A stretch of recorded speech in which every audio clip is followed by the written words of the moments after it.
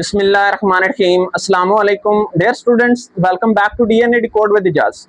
Dear students, FSC Biology Part 1 Chapter 2 bacteria and viruses के अंदर आज हमारा next topic structure of bacteriophage. हम बैक्टीरियोफेज जो है उसको डिस्कस करेंगे, इसके स्ट्रक्चर को जो है वो डिस्कस करेंगे और इसके मुख्तलिफ कंपोनेंट्स को देखेंगे। और डियर स्टूडेंट्स, उसके बाद हम इसकी जो है वो डायग्राम को देखने के बाद इनकी इंपॉर्टेंस की बात करेंगे। बेसिकली अगर हम बैक्टीरियोफेज की बात करें तो बैक्टीरियोफेज वो वायरसेस होते हैं जो बैक्टीरिया को ईट करें, ओके, बैक्टीरिया को अटैक करें, बैक्टीरिया के अंदर इन्फेक्शन काज करें, तो इनको हम क्या बोलेंगे, बैक्टीरियोफेजेस। तो डियर स्टूडेंट्स, यहाँ पे बैक्टीरियोफेज में आज हम T4 जो है वो फेज जो है उसको हम डिस्कस करेंगे। तो सबसे पहले डियर स्टूडेंट्स, इंट्रोडक्शन में बैक्टीरियोफेजेस जो हैं these are the diverse group of viruses. बहुत ज्यादा सारे वायरसेस हैं जो है बैक्टीरियोफेजेस के अंदर और मोस्ट कम्प्लेक्स वायरसेस हैं, ओके, कम्प्लेक्स वायरसेस हैं। तो डियर स्टूडेंट्स, बैक्टीरियोफेजेस के अंदर T4 फेज जो है ये मोस्ट कॉमन जो है बैक्टीरियोफेजेस हैं, जो कि कौन से बैक्टीरिया को इन्फेक्ट करते हैं, इकोलाई को, एशर्शिया कोलाई को इन्फेक्ट करते हैं, ओके। और इनके अंदर जो है वो बेसिकली दो स्ट्रक्चर होते हैं, हेड और टेल होती है, okay. Dear students, T4 phage के स्ट्रक्चरल कंपोनेंट्स में सबसे पहला कंपोनेंट हमारे पास हेड है।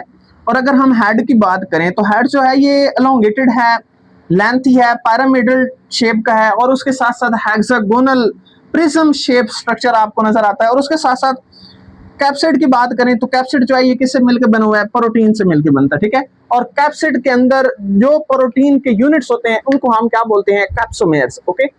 तो डियर स्टूडेंट्स, नेक्स्ट हम इनकी कोर्स की बात करें तो कोर जो है या फिर कैप्सिड जो है उसके अंदर आपको एक डबल स्टैंडर्ड डीएनए मॉलिक्यूल मिलता है, ओके। और ये डीएनए मॉलिक्यूल जो है बेसिकली वायरसेस ने जिस बैक्टीरिया को जो है वो इन्फेक्ट करना है, बेसिकली यहाँ पे ये T4 फेज है तो किसको इन्फेक्ट करेगा, इकोलाई को इन्फेक्ट करेगा, ओके। तो डियर स्टूडेंट्स, ये डबल स्टैंडर्ड डीएनए का मॉलिक्यूल जो है यहाँ से गुजरता है और इस कोर से गुजर के जो है वो इंजेक्ट किया जाता है नेक्स्ट बैक्टीरियम सेल के अंदर। तो डियर स्टूडेंट्स, कोर की बात करें तो कोर के अंदर आपको क्या नजर आता है, डबल स्टैंडर्ड डीएनए का मॉलिक्यूल नजर आता है, ओके। तो डियर स्टूडेंट्स, नेक्स्ट अगर हम टेल की बात करें तो यहाँ पे हमारे पास डायग्राम में अगर देखें तो डियर स्टूडेंट्स यहाँ पे ये आपको कैप्सिड जो है ये बेसिकली हेड है, क्या है, हेड। और ये जो आपके पास सारा स्ट्रक्चर नजर आ रहा है ये टेल है, ओके। और टेल्स में खास किस्म के कंपोनेंट्स आते हैं। यहाँ पे आपको ये जो है वो कोर नजर आ रही है, इनर कोर, ओके। उसके बाद ये शीथ और उसके साथ साथ यहाँ पे ये आपको पास टेल फाइबर्स हैं, ओके। तो ये टेल फाइबर्स और यहाँ पे बेस प्लेट और ये सिरिंज जो है ये सारी चीजें किस में आ रही हैं, टेल्स के अंदर आ रही हैं। तो टेल जो है ये किसके साथ जुड़ी होती है, हेड के साथ जुड़ी होती है, ओके। किसके साथ जुड़ी होती है, हेड के साथ। अब टेल के अंदर डियर स्टूडेंट्स इनर कोर होती है, ओके। और उसके साथ साथ आउटर शीथ होती है, बाद जो उसके ऊपर जो है वो प्रोटीन की कवरिंग होती है।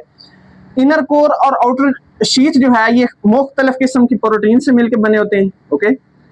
डियर स्टूडेंट्स, अगर हम नेक की बात करें तो ये जोड़ती है शीथ को किसके साथ, हेड के साथ। किसके साथ जोड़ती है, हेड के साथ। उसके बाद हमारे पास आते हैं एंड प्लेट्स। अगर हम एंड प्लेट्स की बात करें तो ये जो आपके पास शीथ है और इनर कोर है उसके साथ ये रेड से आपको स्ट्रक्चर नजर आ रहा है, इसको हम क्या बोलते हैं, बेस प्लेट बोलते हैं, ओके।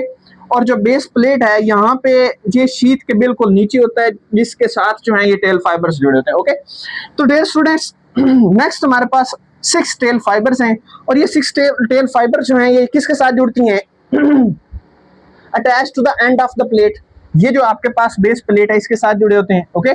और ये हेल्प करते हैं फेज को, किस में हेल्प कर रहे होते हैं, बैक्टीरियल सेल वॉल के ऊपर जो है वो अटैच करने के लिए, ठीक है। ये बेसिकली टेल फाइबर्स जो हैं जिस बैक्टीरियम सेल के ऊपर इन्होंने जाके स्टे करना होता है, लैंडिंग करनी होती है, वहां पे ये अटैचमेंट बनाते हैं, ओके। उसके बाद ये भी किसके बनी होती हैं, प्रोटीन्स की बनी होती है, ओके। तो डियर स्टूडेंट्स, नेक्स्ट जो है वो बैक्टीरियोफेज में T4 स्ट्रक्चर की बात करें, डायग्राम की बात करें तो यहाँ पे ये हमारे पास इसको हम क्या बोलेंगे, कैप्सिड बोलेंगे, क्या बोलेंगे, कैप्सिड, ओके। उसके बाद इसको हम क्या बोलेंगे, डीएनए। और डीएनए कौन से वाला है, डबल स्टैंडर्ड डीएनए का मॉलिक्यूल है। और उसके बाद ये हमारे पास इसको क्या बोलेंगे, कॉलर बोलेंगे, क्या बोलेंगे, कॉलर। और इस कॉलर के साथ जो आपके पास ब्लू से ट्यूब नजर आ रही है, इसको हम क्या बोलते हैं? कोर बोलते हैं। इनर कोर लिख दें यहाँ पे, ठीक है, इनर कोर है। और यहाँ पे इनर कोर के ऊपर जो है बाहर वाली साइड्स पे आपको जो है वो ग्रीन से शीट नजर आ रही है, इसको हम शीट बोलते हैं। इस स्ट्रक्चर को हम क्या बोलेंगे? शीट बोलेंगे। और उसके बाद डियर स्टूडेंट्स, ये जो शीट है और कोर जो है, यहाँ पे रेड वाले एक रेड से बना हुआ स्ट्रक्चर इसके साथ जुड़े होते हैं, इसको हम क्या बोलते हैं? बेस प्लेट बोलते हैं। क्या बोलते हैं? Base plate.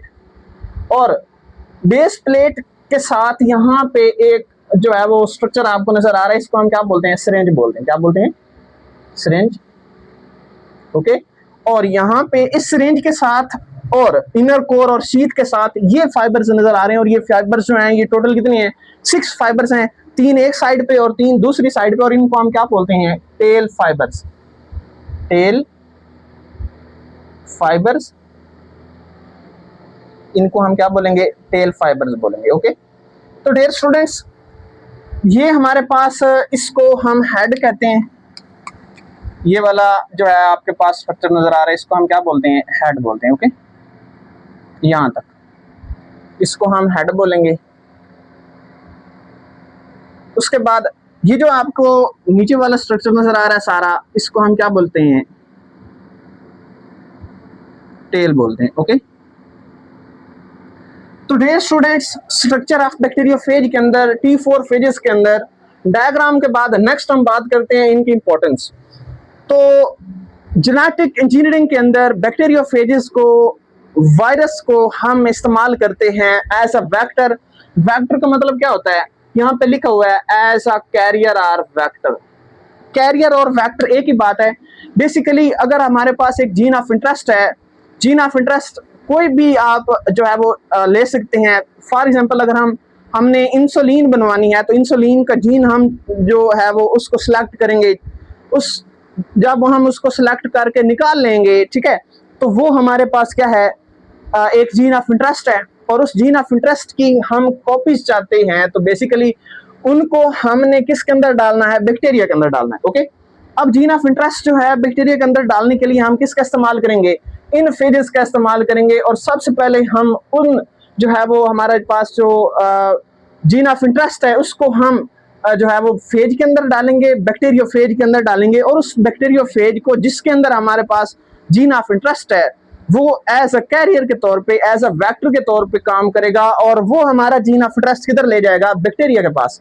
अब ये जब बैक्टीरियल सेल के ऊपर जो है वो लैंड करेगा, तो ये अपना डीएनए इंजेक्ट करेगा। उस डीएनए के अंदर हमारे पास जीन ऑफ इंटरेस्ट होगा, जो जिसकी हमने कॉपीज करवानी है। फॉर एग्जांपल वो इंसुलिन का जीन था, ठीक है, तो इंसुलिन बनाने के लिए जो है हमने उसके अंदर इंसर्ट किया। जब ये इंसर्ट करेगा तो हमारे पास जो है वो अपने जीन ऑफ इंटरेस्ट की कॉपीज मिलेंगी।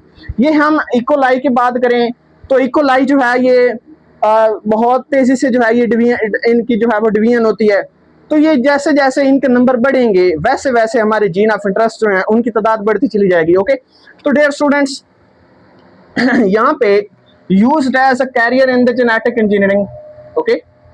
उसके साथ साथ help to insert the gene of interest into the bacteria.